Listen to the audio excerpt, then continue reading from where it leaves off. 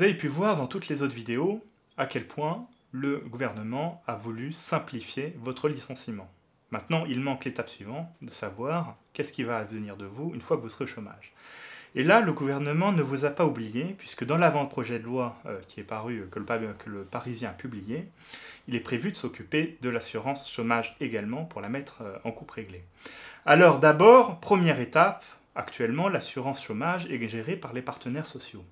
C'est-à-dire que ce sont les organisations patronales et les organisations syndicales qui se mettent d'accord sur les règles d'indemnisation. Là, pour avoir les coups des franches, le gouvernement croit tout de suite beaucoup moins au dialogue social puisqu'il a décidé de reprendre en main directement les choses au niveau de l'État. Donc l'État reprendrait en main l'assurance chômage.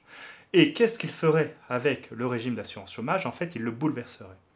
L'assurance chômage, c'est une assurance. C'est-à-dire que chaque salarié et chaque employeur cotise une partie du salaire pour que si vous êtes privé d'emploi, vous soyez indemnisé en fonction de votre salaire pendant une certaine durée pour pouvoir retrouver du travail. Là, en fait, on change totalement de logique puisqu'on est dans une logique d'aide sociale. Finalement, on vous donne un chèque, mais c'est une aide. Et donc, c'est pas là pour vous permettre de chercher un travail dans de bonnes conditions, c'est là pour vous secourir temporairement et vous devez accepter le plus rapidement possible une offre d'emploi, quelle qu'elle soit. Et donc, pour mettre en place tout ça, le gouvernement prévoit de vous forcer à accepter les premières offres d'emploi venues. Alors, comment il s'y prend? D'abord, vous ne serez plus obligé d'accepter une offre raisonnable, mais une offre d'emploi décente. Et là, dire que les chômeurs devront accepter des offres d'emploi décentes, c'est assez indécent. Une offre d'emploi décente, selon le gouvernement, c'est une offre d'emploi où vous perdez jusqu'à 25% de votre salaire. Il y a beaucoup de gens qui ont du mal à boucler leur fin de mois et accepter de perdre un quart de leur salaire et d'accepter le premier emploi venu, c'est quelque chose qui n'est pas acceptable.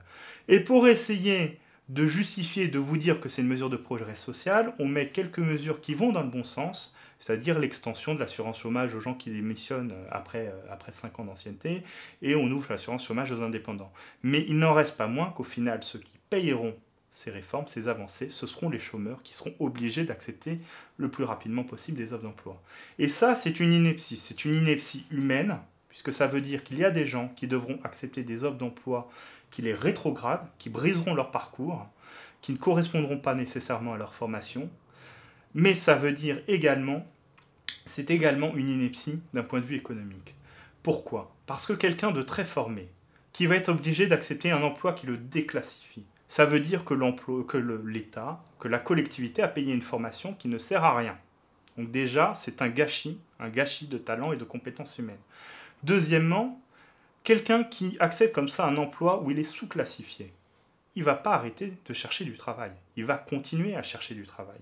Donc ça veut dire quoi? Ça veut dire que les gens qui sont moins formés, qui ont moins de formation, qui pourraient accepter cet emploi peu qualifié, vont avoir du mal à trouver cet emploi parce qu'il y a déjà des gens qui sont plus qualifiés d'eux qui sont sur le coup. Et surtout, ça veut dire que l'employeur, il va se retrouver avec un salarié qui va partir relativement rapidement s'il arrive à trouver un meilleur emploi derrière. Donc ça veut dire qu'on crée une situation où les employeurs, ils ont des salariés qui ne dureront peut-être pas, et à l'inverse, on a des gens peu qualifiés qui n'arriveront plus à trouver du travail parce que ces emplois seront pris par des gens qui seront juste de passage en attendant mieux. Donc c'est vraiment une catastrophe et c'est vraiment une attaque fondamentale contre les chômeurs. J'aimerais vous dire que ce que nous allons vous montrer